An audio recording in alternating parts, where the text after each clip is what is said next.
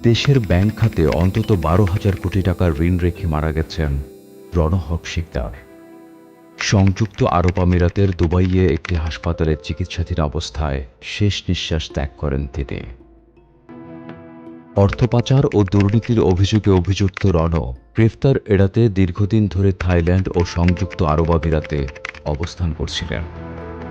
ক্ষমতার অপব্যবহার করে ঋণের নামে লুট করা ব্যাংকের তালিকায় রয়েছে national bank, first security Islami bank, social Islami bank, union bank, global Islami bank, EXIM bank, AB bank, premier bank, IFIC bank, Janata bank ও অগ্রণী ব্যাংক।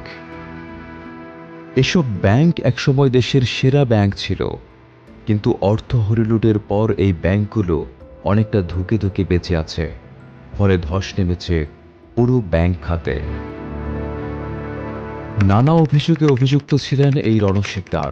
2024 সালে অর্থ পাচারের অভিযোগে রণ শিকদারের বিরুদ্ধে 2টি মামলা করে দুর্নীতি দমন কমিশন দুদক।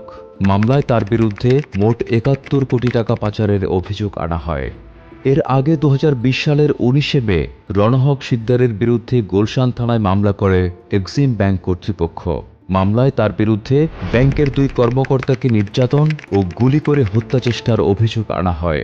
এই রণহক শিকদারের বিরুদ্ধে আর্থিক অনিয়ম, অর্থ আত্মসাৎ ও মানি লন্ডারিংয়ের আরও অনেক মামলার তদন্ত চলমান রয়েছে। প্রায়ই বিভিন্ন ব্যক্তিকে গুলির হুমকিদাতা রণহক শিকদার ছিলেন দেশের অন্যতম শিল্প প্রতিষ্ঠান শিকদার গ্রুপের প্রতিষ্ঠাতা প্রয়াত জয়নুল হক শিকদারের মেজ ছেলে।